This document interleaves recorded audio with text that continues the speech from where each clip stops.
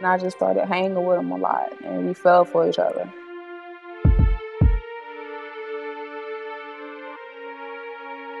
I was 15 and he was 22. When I found out I was pregnant, I told him, it ain't mine. That's what some dudes will say. Maybe they just think they can do it and keep doing it all over again. Because they done did it once, they probably think they could do it again. Black girls, they got attitude. Some of them had attitude like, I don't care, I can do it by myself and I don't need the baby daddy. So what had happened, I wanted to get pregnant. When I got home and actually sat down and thought about it, I asked myself, how can I do this? Like, I'm young, I don't have a job, so I was like, how can I manage to take care of baby? They would ask me, I tell them, think twice about it. Please think twice about it. Because it's not worth it going out here and get pregnant, messing your life up.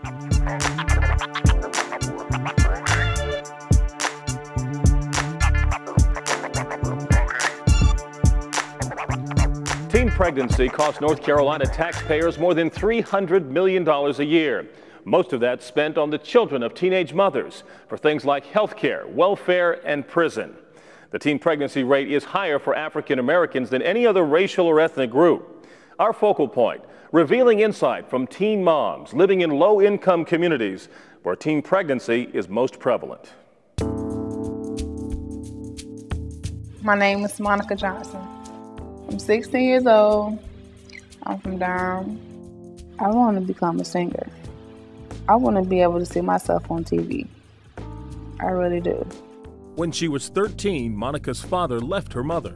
It tore me up because I felt like he just left and didn't care what happened to us. My dad, I call him a deadbeat papa because he did us wrong for a long time. Monica found a friend and a young man living in her neighborhood. I was 15 and he was 22. The only thing I really know is that they call him Brandon. That's all I really know about him. I don't know his last name, his mom, dad. I don't know nobody else except him. He was there, I guess. And that's what happened. Because I ain't have nobody to talk to or spend time with or nothing like that. Because my dad was the person I could do that with. So I guess I just fell for him because he was doing the stuff that I missed from my dad. I thought we were just going to be like real close friends. But I didn't know we was going to be sexually active with each other. So that surprised me a lot because I didn't know that was going to happen on my behalf. When I found out I was pregnant, I told him, went to his house and told him. He didn't believe me, so I just left. I told him, he was like, I don't think it's mine. I said, all right, it ain't mine. That's what some dudes will say. That's what I don't like about dudes, because if you willing enough to do it, then why you not willing enough to take care of what you then brought here? That's how I feel about it. When I got home and actually sat down and thought about it, I asked myself, how can I do this? Like, I'm young, I don't have a job, so I was like, how can I manage to take care of baby? I wasn't really happy about it, but I don't do abortions. Like, I don't believe in abortions at all. My water broke at 4:55 in the morning, Easter Sunday. It took 9 pushes to get her here. It hurt. I would never go through it again. And I cried because I was happy that she was actually here. I really didn't know something like that was really coming out. She looked like me when she came out, so I was actually happy that she looks like me.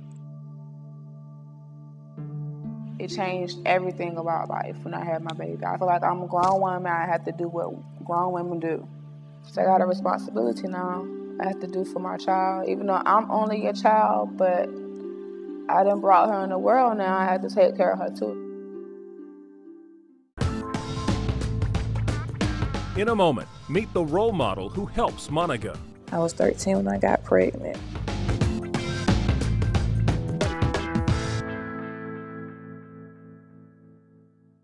You're watching Focal Point from WRAL News. In-depth coverage you can count on.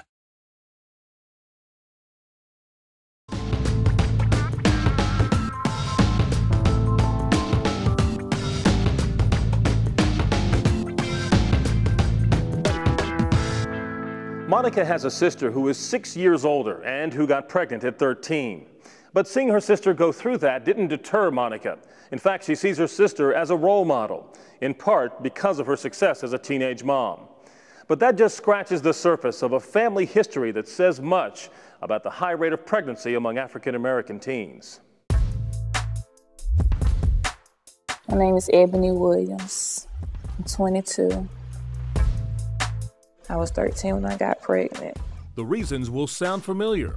I guess the lack of love in parenting wasn't getting attention. And then my dad, I don't know, he just stopped talking to me, wasn't getting in contact with me. A 21-year-old neighbor gave Ebony the attention she craved. And one thing led to another. I guess because he was showing me love and talking to me, and I'm telling him all my problems. First time ever having sex unprotected and got caught up. I knew that I was supposed to use a condom, but he was saying, well, nothing gonna happen, it's okay. You won't get pregnant, and if you do, I'm gonna help you out and all. We didn't even have a relationship, we never dated, we just had a baby together. It was the beginning of my 8th grade year, and I was 14. I was in labor for 16 hours. They said my body was developed enough to push the baby out, and I could have died if I would have tried. So they went and gave me a C-section. I was just staring at her like, I can't believe I got a baby. The father wasn't around. I see him every once in a while or whatever, and then he was like back and forth in and out of jail out my whole pregnancy. Breaking and entering drug charges. He wasn't involved at all. So when he was out of jail, he'd come and see the baby or whatever, like financial-wise, he wasn't helping because he had a criminal record that he couldn't get no job. Some guys rather choose the streets over their kids. At the time, they don't care about nothing, they're just doing it. Because the girls let them, they just do it. Some of them say, well, it ain't my baby. But some of them tell you that they're not gonna help you take care of the baby. I guess I had learned my lesson, I have to take care of my baby. It's a mistake I made, but I have to deal with it now. She here, I can't turn back the hands of time. Nor could she turn them forward to stop her sister Monica. I could have choked the life out of her. Because I was upset with her. I was, because I asked her what was she thinking. You see what I went through, what was on her mind, what was she thinking, having unprotected sex. And she just reminded me of myself all over again.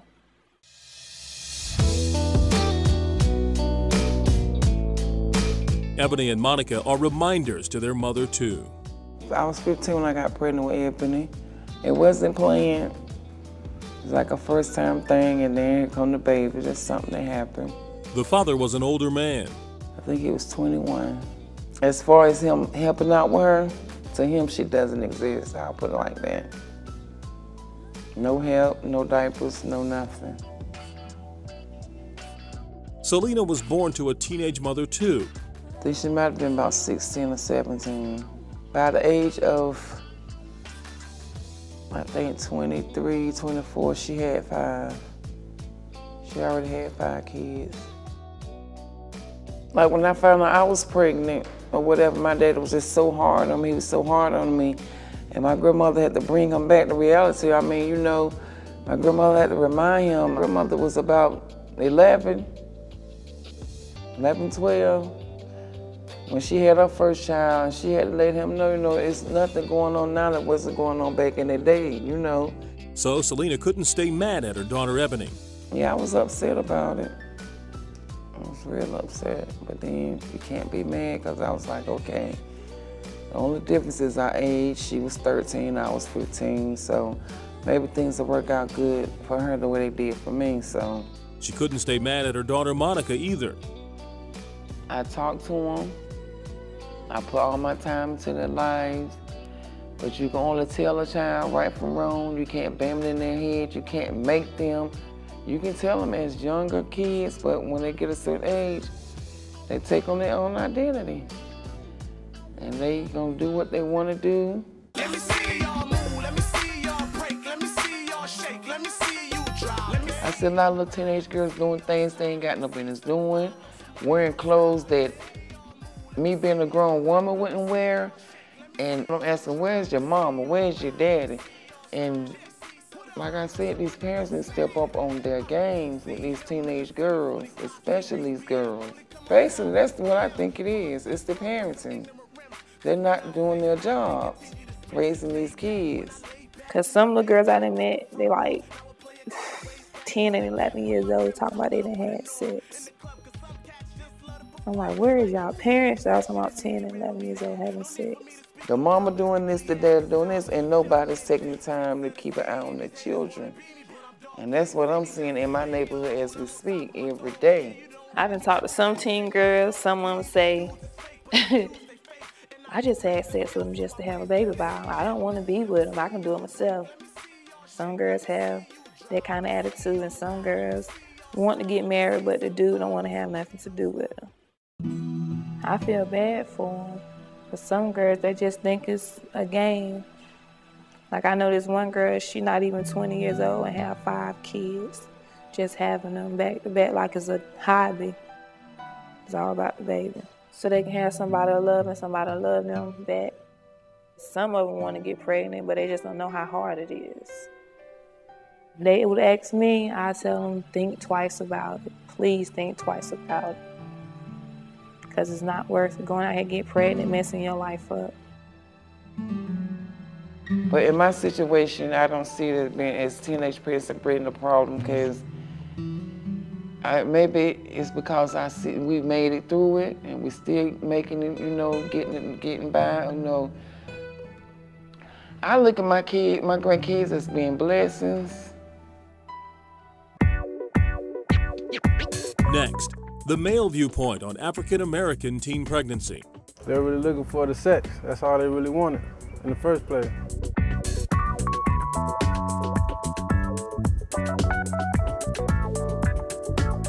You're watching Focal Point from WRAL News. In-depth coverage you can count on.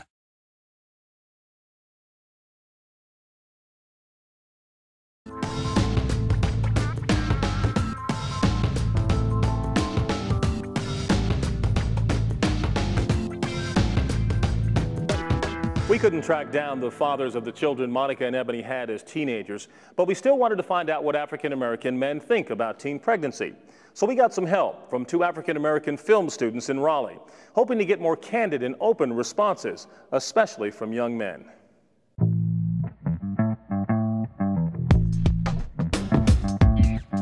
They don't use protection because they might be intoxicated. Wasn't thinking at the time. Carelessness, mistakes, think they're in love and they're not, and you know, that leads to cases of pregnancy. They get pregnant because they want to accomplish something. They feel like they haven't accomplished anything, so that's an accomplishment for them. Some of them just feel like it's right to get pregnant.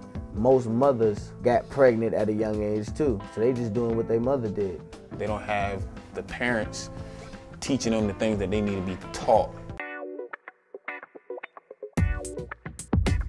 They need father figures. Some don't have fathers that are at home, a role model, a male figure. These older men are already showing them, hey, this is what I can do for you, and they get what they want, and then they're out. I think older men just like messing with younger girls, just for the thrill to tell their homeboy, oh, I had a young girl tonight, you know? Young girls, they don't look their age. They don't look 13 or 14. They look more mature now. They look 18 or 19, some maybe even look 20. They like younger females because they know they can manipulate them, they can tell them whatever they want, get into their heads easily. The guy treats them how they want to be treated and tells them what they want to hear just to get what he wants. And then when he has what he wants, he's out the door.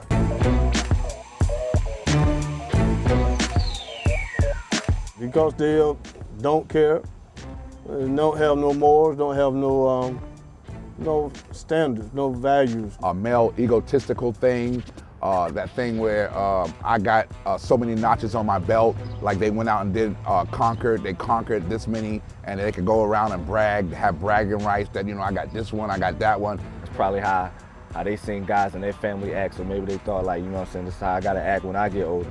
Men are just gonna be men. Men feel like they gotta have everything. And nowadays, men just wanna leave something behind because they're dying fast.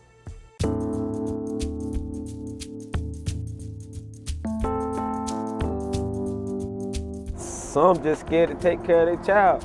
They don't want that in their lives at the time. They're not ready for that responsibility.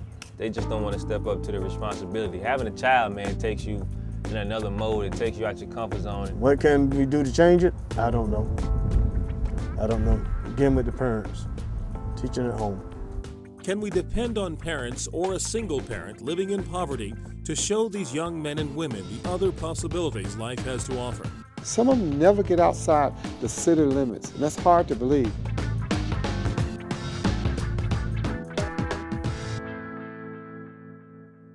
You're watching Focal Point from WRAL News. In-depth coverage you can count on.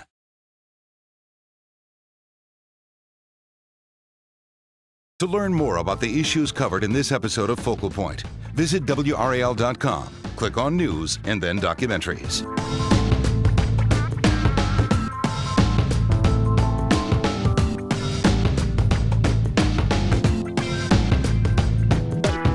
We all pay for the children of teenage mothers, no matter what race they are.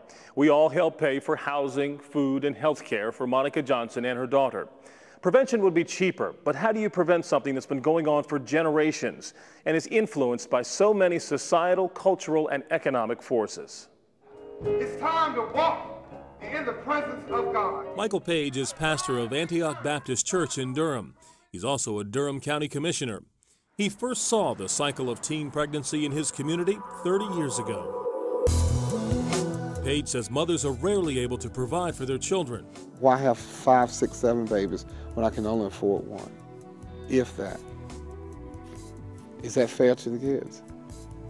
Will they get a quality life as a result of this? But some families, that's all they know. They don't really know what it means to wait, to find out if you're really ready. Page says he's angry about the continuing cycle of teen pregnancy in his community. Because we really got to wake up and understand that we are neglecting our children. They are not getting the opportunities that they should be able to get simply because we are not fulfilling the responsibilities we should. Page says the church can help some children, but it's not enough. So many of our children have only been exposed to cycles of pregnancy and continuing to, it turns over and over again, and they don't have an opportunity to really change their whole perspective on life and be introduced to a college environment, be introduced to a working class environment where you begin to work and raise a family. Jim Johnson, an economics professor at UNC's Keenan Flagler Business School, says those children are caught in neighborhoods of concentrated poverty, where teenage pregnancy is the norm. When you grow up in these environments, if the only thing you see is that kind of behavior, then it must be okay. Johnson says so many black men in those communities are in prison that young women compete for the few eligible men. There's even research that says in some cities that these young girls want to compete for who can have the prettiest baby and things of that nature. Johnson says those young girls often think a baby will fill a void in a loveless life, not understanding the consequences for themselves, their children, or the rest of us. The long-term consequences in terms of those kids not getting proper prenatal care, not getting proper health care, growing up in households that are uninsured or underinsured, and the whole cycle just continues. It's just a prescription for disaster for our society in the long run, I think, if we don't get a handle on it. What are you working on? Johnson says the answer is to provide meaningful activities for kids in those after-school hours when teen pregnancies usually occur. Middle and upper class families have the resources to engage their kids in things during those hours. What are you doing on plate tectonics? Johnson helped establish the Durham Scholars Program to help kids without those resources. So you like that stuff? It's an after-school and weekend program that matches children in some of the city's poorest neighborhoods with MBA students. The students are mentors now and business connections later. And it's that bridge to the mainstream that enables these kids to pursue mainstream avenues of social and economic mobility, because their horizons are broadened by the networks that they're embedded in. Johnson says our society needs to invest in more bridges to the mainstream. He says that will help black children living in poverty see a world they cannot see now. We spend $458 million a year in this state incarcerating black men. That's more money than we give the 5 historically black colleges combined. We only give them $360-some million. What does that say about us as a society or a community? That we rather incarcerate than educate. At 16 years old with an 8th grade education and no job, Monica Johnson faces a tough task raising her 3-month-old daughter Sanaa and balancing a mother's love with a teen lover's regret. She didn't ask to be here, so I don't regret nothing. I don't regret having her at all, but I regret the fact that I made that mistake to do something like that. I do regret that part. So tell me, how is parenting going for you? Durham County's adolescent parenting program is connecting Monica to social services to help her raise her daughter. The program's primary goals are to keep her from getting pregnant again and to get her back in school. If she doesn't graduate high school or doesn't get a diploma, then it's going to be even harder for her to maintain herself and that child. Monica says she's determined to get her education and a job, not just for her anymore, but for her new daughter too. I just want her to do right, not end up like me.